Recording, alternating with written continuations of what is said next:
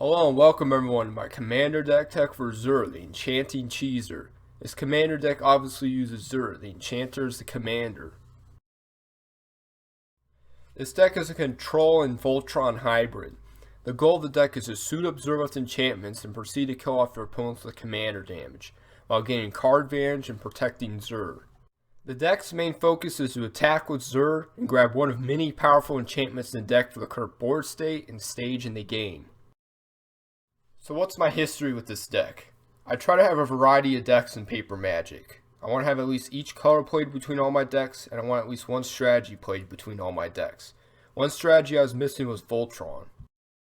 I looked through the Voltron commanders and I couldn't find any that appealed to me. They all suffered from the same problem, that being they didn't have any card advantage attached to them. I try to play commanders that have card advantage on them through their abilities.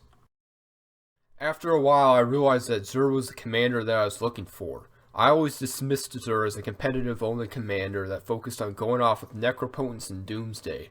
However, he could be played as a casual commander as well. Zur remedies the Voltron card advantage problem since he could grab enchantments like Necropotence, Rhystic Study, Phyrexian Arena, and Mystic Remora when he attacks. Okay, how about I tell you what exactly Zur does? Zur is a 1/4 flying human wizard for 4 mana that has a trigger ability that reads, whenever Zur attacks, you may search your library for enchantment card with CMC 3 or less and put it onto the battlefield. If you do, shuffle your library. So obviously you want to use enchantments in this deck since Zur can cheat them into play from your library, a very unique and powerful effect. Here are some of the pros to playing the deck. Zur can kill off opponents quickly with commander damage. Zur searches through your library when he attacks, allowing you to always grab the perfect enchantment for the current situation. Zur has built-in evasion because of his ability to fly, so you don't have to waste enchantments on giving him evasion. The deck runs Esper colors, the best color combination for control. Here are some of the cons to the deck. Zur has to attack to trigger his ability. Sometimes you'll just summon him and he'll be answered over and over again, and you'll never be able to get a search trigger. If Zur dies 2 or 3 times while he's suited up with enchantments, you might just run out of auras to power up Zur. Zur draws a lot of aggro from other players, just like Kalia the Vast since your opponents have to expect the worst. Kalia killing a player off with Master Cruelties compared to Zur getting enchanted up and hitting for a ton of damage. The ramp in this deck is mostly there to guarantee a turn 3 Zur, which leads to a turn 4 search trigger. Azoria Signet, Dimir Signet, and Orzhov Signet. The Signets are great untapped 2 CMC mana rocks that filter mana into 2 out of 3 of the Esper colors that you need. Talisman of Dominance and Talisman of Progress. They are more untapped 2 CMC mana rocks that are a little easier to use than Signets, but they cost 1 life when you tap them for colored mana. The deck has a ton of life gain, so don't be afraid to pay life for effects. Felwar Stone is probably the best 2 CMC mana rock. It will likely tap for all 3 colors that you need. Prismatic Lens is a mana rock that I don't use too often. However, this deck needs a lot of 2 CMC mana rocks. Thought Vessel's no maximum hand size clause is invaluable in this deck, because it allows you to draw as many cards as you want off Necropotence. In the early game, it's well worth it to use Copy Artifact to copy an opponent's powerful artifact ramp like Soul Ring. By the way, we use Soul Ring in this deck too, because Commander. The deck's main way to deal with problems that your opponents create is through counter spells. However, we are in Esper colors, so the deck has access to some of the best removal spells in the game. Arcane Denial is a counter spell with a flexible mana cost, and it eliminates the card advantage problem that plagues normal counter spells. Counterspell is simple yet effective. Sometimes you just have to say no to your opponent's spells. Counterscrawl and negate counter only non-creature spells. However, I've noticed in my years of playing Commander, the non-creature spells are what you need to worry about in Eternal formats. Creatures have so many other answers like board wipes and targeted removal. However, instants and sorceries can only be directly answered using counterspells. Forbid, when combined with Necropotence, can lock your opponents from doing anything significant, since you can keep refilling your hand for the buyback cost. Muddle of the Mixture counters the two card types the deck is the most afraid of. Or worst case scenario, it can transmute and get a real counterspell. Anguished Unmaking is the best non-land permanent removal spell in Esper colors. Being at instant speed is significant in this deck since you want to be able to cast it on one of your opponent's turns once you've drawn it off Necropotence. Cyclonic Rift is an auto-include in every blue deck. Being a one-sided board wipe is a unique and incredibly powerful effect. Path to Exile and Swords to Plowshares are auto-includes in any deck running white. They are the most efficient removal spells in Commander. They even get around Indestructible and Regenerate. Supreme Verdict, Damnation, and Wrath of God are solid board wipes that get the job done. You can give Zur Indestructible using Shielded by Faith so you can turn these into one-sided board wipes. Speaking of one-sided board wipes, Winds of Wrath is a perfect board wipe for this deck, for obvious reasons. Toxic Deluge is another board wipe that has potential to become one-sided if you pump Zur's toughness up enough to dodge down into the -X using auras.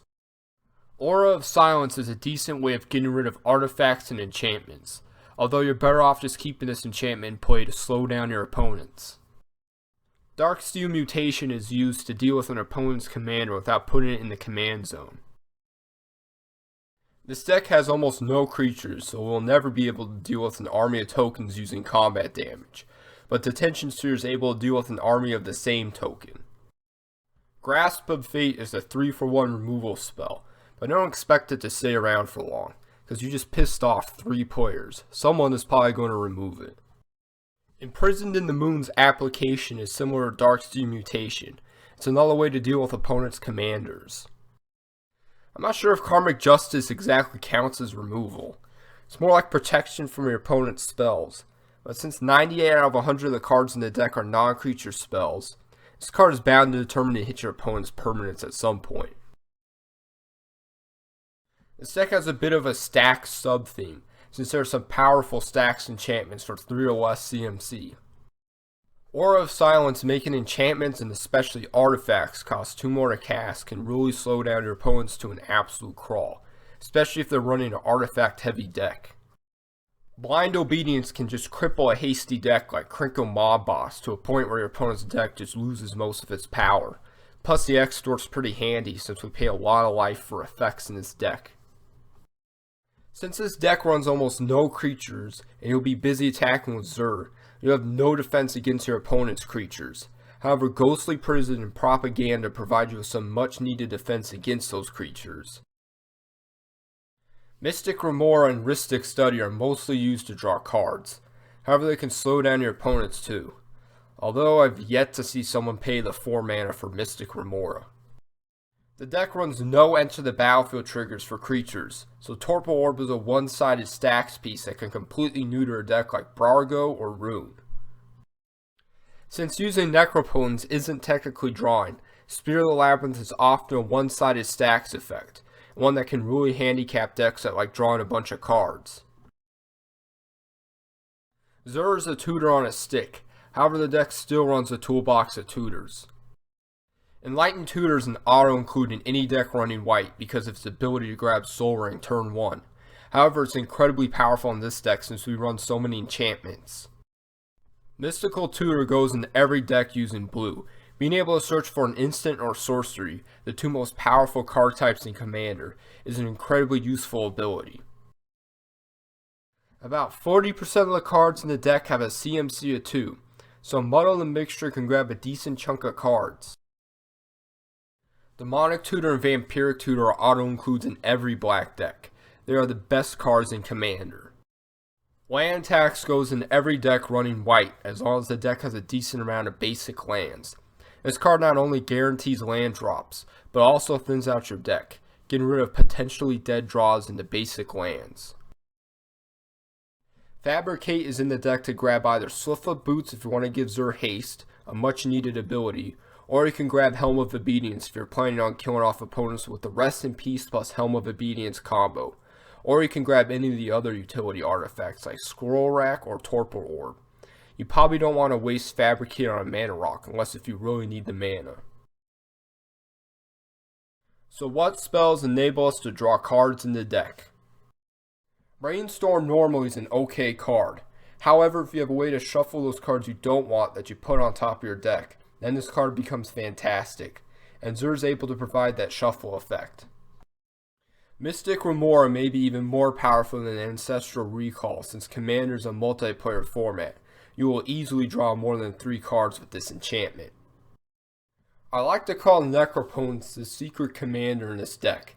It's an incredibly broken card that becomes even better if you can search it up using your commander, something that only Zur can do. Phyrexian Arena is an auto-include in any commander deck running black. It's especially good in this one since you can search it up with Zur. It's basically a baby Necropotence without the ridiculous amount of aggro attached to it. Rhystic Study is a great card draw engine, and an annoying one for your opponents. Did you pay for Rhystic? Scroll Rack is a decent card normally, but it's incredibly good in this deck since Zur can shuffle away the crappy cards that you put on top of your deck. Sensei's Divining Top allows you to pick and choose which cards you want to draw and which cards you want to shuffle away using Zur. These enchantments are used to either pump up or protect Zur so you can start killing off opponents with commander damage. Daybreak Coronet is usually the second aura attached to Zur.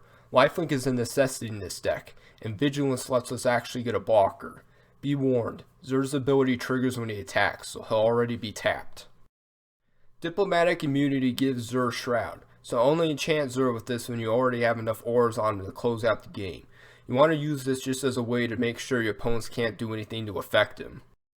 This is an enchantment heavy deck, so Ethereal Armor will pump up Zur by a decent amount. Imperial Armor will pump up Zur to absurd levels, especially when you have Necropotence plus no maximum hand size. You can draw until you have 20 cards in hand using Necropotence, then you can start swinging in for lethal on your next turn. Shielded by Faith is one of the most useful auras in the deck. Indestructible is invaluable, especially since this deck runs a bunch of board wipes. Plus, making Zur harder to answer for our opponents is exactly what this deck wants to do. Gift of Immortality is a backup just in case Shielded by Faith gets destroyed, so you don't have to waste mana casting Zur and waste a turn not attacking because of summoning sickness. Steel the Godhead gives Zur 2 useful abilities, Lifelink and Unblockable to sneak past creatures with flying and reach. You can use Copy Enchantment to be a copy of any of the auras mentioned in this section. These cards didn't fall under any of the previous categories. Animate Dead is in this deck just in case one of your opponents has a spicy creature that you want to grab out of their graveyard. Helm of Obedience and Rest in Peace are in the deck as an alternate win con just in case you run out of auras to attach to Zur. The combo is Helm of Obedience plus Rest in Peace. This combo lets you for 1 mana and tapping Helm of Obedience exile an opponent's entire library. Since no cards go to the graveyard, Helm of Obedience keeps exiling cards waiting for a card to go to the graveyard, but none do thanks to the static effect on Rest in Peace. There are enchantments like Necropotence and Phyrexian Arena that let you draw even when you skip your draw step, letting you refill your hand to guarantee that you can discard a card to pay for Solitary Confinement's upkeep costs. This card makes it almost impossible for your opponents to kill you. Swiftfoot Boots protects Zur and gives him haste. It's exactly what this deck needs. Unfortunately, the deck isn't able to run Lightning Greaves, because Shroud is actually really bad for this deck since we can't unequip Zur since there probably won't be any other creatures to equip to. These are the lands that I use in the deck. Adarka Waste, Caves of Coilus, and Underground River are the pain lands for Esper. They're great dual lands with a small cost of 1 life whenever you tap them for colored mana. Glacial Fortress, Isolated Chapel, and Drowned Catacomb are the check lands for Esper. They usually come to play untapped and they're cheap price-wise for solid lands. Flooded Strand, Marsh Flats, and Polluted Delta are the fetch lands for Esper. Fetch lands are some of the best lands in Magic since they can grab dual lands. Hollowed Fountain, Godless Shrine, and Watery Grave are the shock lands for Esper. Shock lands are great lands that come to play untapped at a small price, and they're searchable with fetch lands. Arcane Sanctum is a command tower that comes into play tapped. Mana Confluence and City of Brass are command towers that you have to pay 1 life to tap for mana, an ability that is well worth the cost. Command Tower is the best card for a multicolored commander deck. Exotic Orchard is usually just another untapped dual land, or even a command tower. It's an auto-include in any land base that has 3 or more colors. Reflecting Pool is an excellent land that's usually just another command tower. It's an auto-include in any multicolored deck. I'm not a big fan of utility lands that enter the battlefield tapped. However, Hall of the Bandit Lord giving haste to Zur is too powerful of an effect to pass up. Reliquary Tower is used for the Necropotence plus no maximum hand size combo. Urborg Tomb of Yawgmoth is a slightly better basic swamp that makes Necropotence much easier to cast. Zur allows you to search through your entire library for the perfect enchantment for the current board state. However, that is a ton of cards to choose from. So how do you know what is the best enchantment for the current situation? The following is my attempt at setting up a loose guideline for a player of this deck to adhere to when choosing which enchantment to grab. The first question you should ask yourself is, at what stage of the game are you in? First stage of the game, turns 1 through 4, the calm before the storm. This stage entails playing lands, ramping, and little disruption from other players. You will usually only get one search trigger off Zur, which will be on turn 4, since you hopefully played him turn 3 using the butt ton of 2 CMC mana rocks that are in the deck. You have 2 choices of cards to grab. The first choice is a card advantage enchantment if you have mediocre cards in hand. Do not grab Necropotence already. Players will likely have enchantment removal in hand for it, and they will use it on Necro. A much better choice will be Rhystic Study or Mystic Remore if you want to slow down your opponents, or Phyrexian Arena if you want absolutely no aggro towards you. The second choice, if you have decent cards in hand, will be an enchantment that will help you survive through stage 2 of the game. Aura of Silence will slow down enchantment and artifact heavy decks. Blind Obedience will severely handicap any hasty decks. Ghostly Prison and Propaganda will discourage attacks towards you, especially in stage 2 of the game where players need to use every bit of mana on useful cards, not paying mana just to attack you. Second stage of the game, turns 5 through X, the spell slinging truly begins. In this stage, removal is heavy, the game swings from player to player, and damage starts being dealt. You have 2 choices when entering this stage of the game. First is to turtle up, so you can survive until the end of the game, and the second choice is to become the aggressor and start trying to kill off opponents using commander damage. Turtling up should be your default strategy since players will expend resources fighting each other and you can just sit by and gain card advantage. When you do this, you'll have an edge over the other players and go into the last stage of the game. However, there are many reasons not to turtle up. First off, if other players aren't being aggressive and are turtling up, you may have to be the aggressor. This deck can usually win a card advantage war, but the card quality isn't very good since we run mostly 3 CMC and less cards. So if an opponent starts playing 6 or higher CMC cards, there's a half decent chance that we will not be able to handle everything that they start playing, so we won't be able to win in stage 3. Another reason to not turtle up is if an opponent is so far ahead, and the only way to take them out will be Zur commander damage as quickly as possible. Maybe they're planning on comboing out soon, and you just simply won't have enough counter spells to prevent it. The final reason to not turtle up is if your opponents aren't doing well. Maybe they missed some land drops, or maybe they're getting land flooded. There's no reason to go on the defense when they have no offense. Take them out before they're able to bounce back from their bad luck. The third stage of the game, the last 2 turns of the match, finishing your enemies. Hopefully at this point in the game you're either drowning in card advantage or you have a Zur that's suited up. Basically in this stage of the game you do the opposite of what you did in the second stage. If you turtled up in stage 2, then start enchanting Zur with the most powerful auras in the deck and go all in. You should have enough counter magic to protect him. If you suited up Zur during stage 2, then start drawing cards so you can get enough counter spells to protect Zur, since he will most likely be target number 1 for your opponents to kill. This is the perfect time to use Necropotence since you'll probably have little cards in your hand and your opponent shouldn't have much removal left after having to use it during stage 2. I'm hoping this simplified guideline of a match will help you choose the correct enchantments when piloting this deck. Of course, not all games play out this way, but these are the patterns that I've experienced when using this deck. There are a ton of different variables that may affect your decisions, but that's why we play Magic, to figure out the complex puzzle of winning the match. I want to thank you for watching my deck tech on Zur the Enchanter. I hope you enjoyed watching. I'd appreciate it if you smash that like button, comment, and subscribe. And again, thanks for watching.